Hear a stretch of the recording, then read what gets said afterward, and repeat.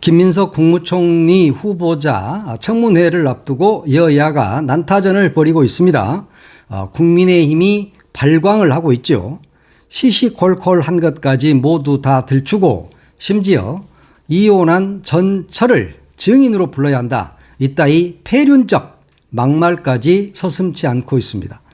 염치라고는 없는 범죄 집단에 가까운 이들이기 때문에 이들이 한 것이 새삼스럽지는 않지만 그래도 이것은 선을 많이 넘었다.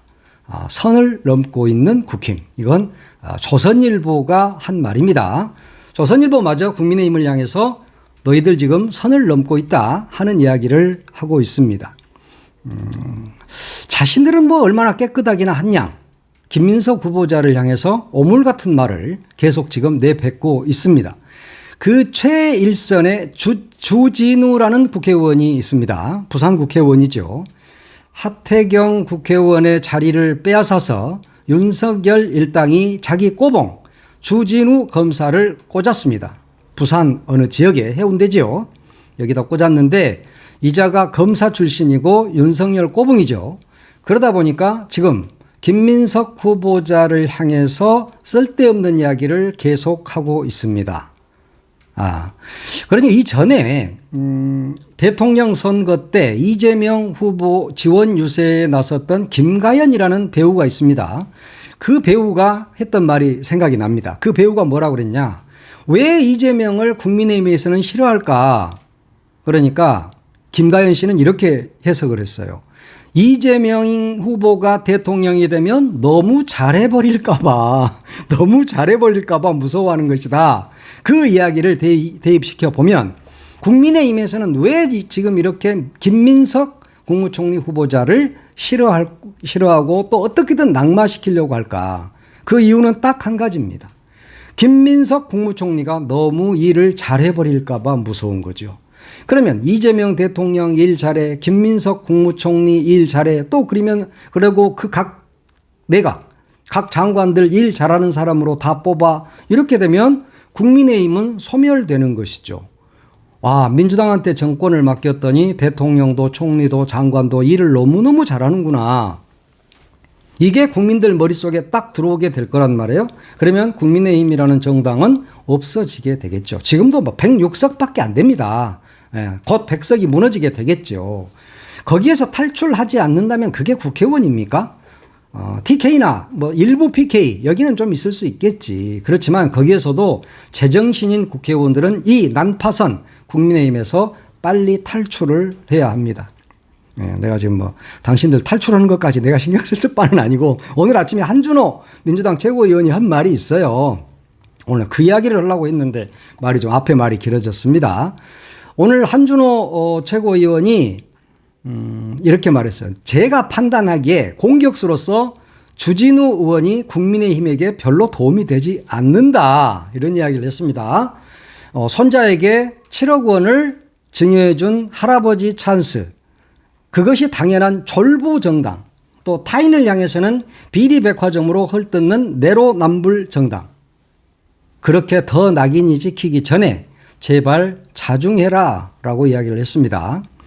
그러면서 주진우 의원이 한준호 최고위원이라든가 민주당 국회의원 몇몇을 고발했거든요. 그 부분에 대해서도 허위 사실로 고소도 아닌 고발을 했던데 무고죄가 무서웠냐? 라고 이야기합니다.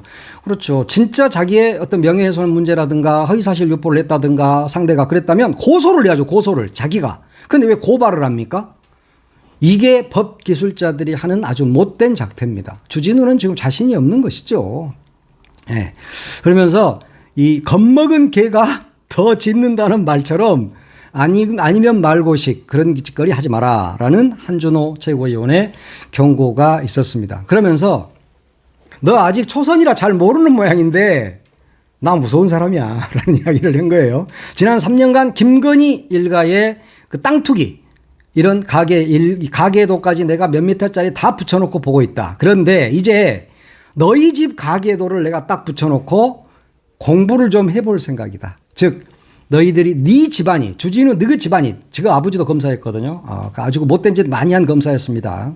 요즘 계속 파묘가 되고 있습니다. 그러니까 주진우는 지금 쓰잘데기 없는 공격을 하면서 자기 아버지 할아버지 자기 자식까지도 모두 다 파묘되는 그래서 모든 것이 다 밝혀지는 그 더럽게 살아온 인생이 밝혀지는 그런 계기가 되고 있습니다. 한준호 최고위원이 다 파헤친다고 그러지 않습니까? 너 초선이라 잘 모르는 모양인데 너 나를 잘못 봤어. 뭐 이런 이야기입니다. 그러니까 속담 중에 그거 있잖아요. 똥 묻은 개가 겨 묻은 개를 나무라는 격이다. 그러는데 지금 주진우는 똥물을 뒤집어 쓰고 있는 수준이죠.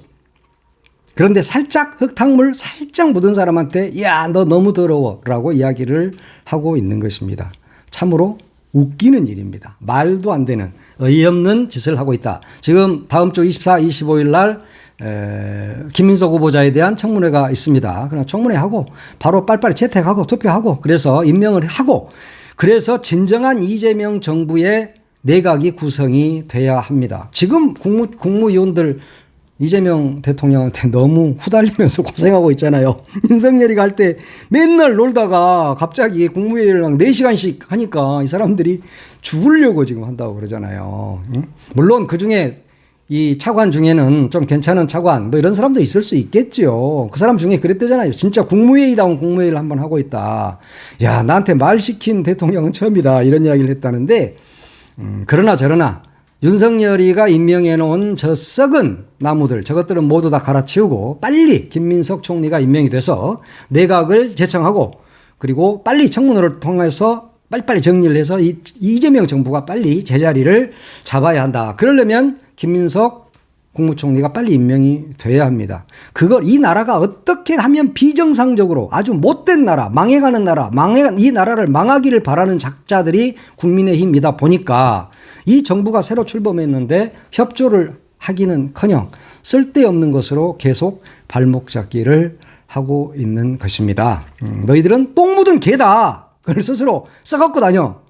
나는 똥 묻은 개야. 이렇게 생각을 하고 살아야 합니다. 국민의힘 국회의원들 너희들은 똥 묻은 개다. 그러니까 그렇게 생각을 하고 살아야지 민주당 같이 깨끗하고 도덕적이고 물론 안 그런 사람도 일부 있을 수 있겠지. 그런 사람들 앞에서 국민의힘 의원들이 할 말은 아닌 것 같다. 그런 이야기입니다. 네.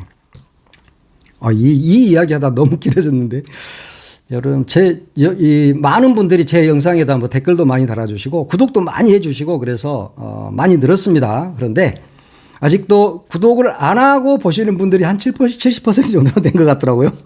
구독 좀 해주시고 기왕이면 보시면서 구독 한번 눌러주시면 되잖아요. 뭐 돈도 안 들고 그러니까 좋아요도 한번 눌러주시면 이게 노출이 좀 더 많이 된다고 그럽니다. 그러니까 구독 좋아요 눌러주시고 그래도 양봉모가 하는 말 좀 일찍 들어볼까 하시는 분들은 알림 설정도 눌러주시면 구독 좋아요 알림 설정 이거 눌러주시면 함께 저하고 이렇게 좋은 방송. 이 좋은 방송인가요? 그건 저도 잘 모르긴 하겠습니다만 눌러주시면서 같이 저는 말하고 또 여러분도 함께 댓글로 또 참여도 하시고 이러면서 제가 또 나중에 쌍방향으로 방송을 하는 그런 날도 오지 않을까 싶습니다. 이재명 대통령이 G7 정상회의 마치고 밤 1시 6분에 한국에 도착해서 그날 바로 오후에 국무회의를 했죠. 어제 국무회의 했습니다. 여기에서 30조 5천억 원에 달하는 규모의 추경을 편성했습니다. 지속되고 있는 경기 부진, 또 민생의 어려움 이런 것들을 한번 치유해보자, 도와보자 하는 그런 의미입니다. 매우 적절한 정책이죠. 국민이 어려우면 정부는 즉각 대응해야 됩니다. 그래서 국민이 편안할 수 있도록 해야 되는 것이죠. 그러나 그동안 윤석열 정부에서는 추경을 무서워했어. 국민이 죽든 말든 나는 몰라. 왜 추경을 무서워했느냐. 이자가 부자 감세 다 해줘가지고 세수가 거의 빵꾸가 나는 수준이야. 그러니까 얘는 무섭지. 그리고 어떻게 해야 될 줄을 몰라. 윤석열이는. 아는 게 없습니다. 그러다 보니까 우리 국민들은 지난 3년 동안 각자 도생이었죠. 그렇지만 이제는 정권이 바뀌자마자 바로 추경이 편성이 된 겁니다. 경기 진작에 15조 2천억 원, 민생 안정에 5조가 투입이 됩니다. 그중에서 국민들이 가장 관심을 갖는 건 뭡니까? 민생 회복 소비 쿠폰이죠. 이것을 1인당 적게는 15만 원에서 많게는 50만 원까지 차등 지급이 됩니다. 이게 바로 13조 원 규모입니다. 뭐 보편 지급이냐 선별 지급이냐 이런 거 가지고 뭐 이런 거 할 때는 되게 말이 많잖아요. 그런데 보편과 선별 이것을 절충 방식으로 했습니다. 아주 매우 영리한 접근법이다. 한쪽만 하게 되면 선별하게 되면 왜 선별했느냐 뭐 이러고 또 보편적으로 다 주게 되면 왜 또 다 주느냐 이게 또 국민의힘 아이들의 특기잖아요. 그러니까 이재명 대통령은 보편도 하고 선별도 하고 그래서 짝짝 나눠주는 겁니다. 영리하죠. 굉장히 똑똑한 대통령입니다. 재정 여력이 부족한데 이렇게 다 돈 나눠주는 게 맞아? 뭐 이런 이야기를 하고 있는데 소비 쿠폰이라는 것은 현찰이 아니잖아요. 소비 쿠폰은 곧바로 써야 됩니다. 그래서 그것이 소비로 연결이 되기 때문에 지역 상권 활성화에 매우 도움이 되는 제도입니다. 경제가 어려울 때는 마중물이 있어야죠. 그래서 그 마중물을 통해서 경기를 살리는 그런 방안이 연구돼야 되는 것이고 그런 점에서 이번 민생회복 소비 쿠폰 이 제도는 매우 잘한 것이다. 이렇게 볼 수 있겠습니다. 또 뭐 26조 규모의 그 장기 연체 채권 매입 소각도 들어있더라고요. 그러니까 뭐 이것이 뭐 도덕적 해이를 우려한다 뭐 이런 이야기들 하고 그러던데 지금 113만 명 정도가 빚에 허덕이고 있지 않습니까? 그러면 이들을 도와야 되는 것이 국가의 책무죠. 이들이 그냥 바로 혜택만 보고 마느냐 그러면은 이 사람들은 빚 없는 나는 너무 손해보는 거 아니야? 라고 생각할지 모르지만 빚 있는 사람들은 부자인데도 빚이 있겠습니까? 얼마나 힘들면 그러겠습니까? 그러면 정부가 나서서 이런 것들도 해결해 주는 것이 당연하다 이렇게 봐야 합니다. 이들을 그 생산 경제활동, 이 생산적 경제활동에 참여시킨다는 의미가 있다. 이렇게 봐야 되는 겁니다. 지금은 뭐 신불자니 뭐니 해가지고 완전히 다 소외시켜버리는 거잖아요. 이런 분들을 도와서 이분들도 경제활동에 적극 나서도록 하는 그것이 바로 정부의 역할이다. 뭐 추경이라는 게 모두 다 그리고 이렇게 이 민생회복 그 지원금을 지원하는 게 다 좋냐? 다 좋다고는 볼 수 없죠. 이 세상에 100% 좋고 100% 나쁜 게 어디 있습니까? 이건 추경 역시 마찬가지입니다. 국가 채무 비율은 좀 올라가겠죠. 아무래도 국채를 좀 발행해야 되니까. 그러지만 그보다 더 중요한 건 민생이란 말이에요. 국민이 안정이 돼야 될 거 아닙니까? 그래야 정부도 있고 나라도 있는 거지. 뭐 국민들이 지금 다 죽게 생겼는데 정부 곳간에다가 돈 채워놓고 너희들이 죽든지 말든지 나는 모르겠다. 나는 뭐 국채 비율이 높아간 게 싫어. 이런다면 그것은 정부가 해야 할 일이 아니다. 우리가 낸 세금이잖아요. 그런데 우리가 지금 힘들잖아. 그러면은 정부는 그 세금을 다시 푸는 것이 당연한 것입니다. 그리고 이런 것들은 신속하게 처리가 돼야 되죠. 1차는 다음 달쯤 그리고 2차는 9월중쯤이 된다고 하는데 이런 것도 사실은 신속하게 배포가 돼야 됩니다. 그래서 바로바로 소비할 수 있어야 된다. 그래야 골목 경제가 살고 지역 상권이 살아난다. 이런 겁니다. 국회가 이제 신속하게 처리를 해야 되겠죠. 그럼에도 불구하고 지금 국민의힘에서는 어제 이게 추경을 편성을 하니까 곧바로 어깃장을 놓고 있습니다.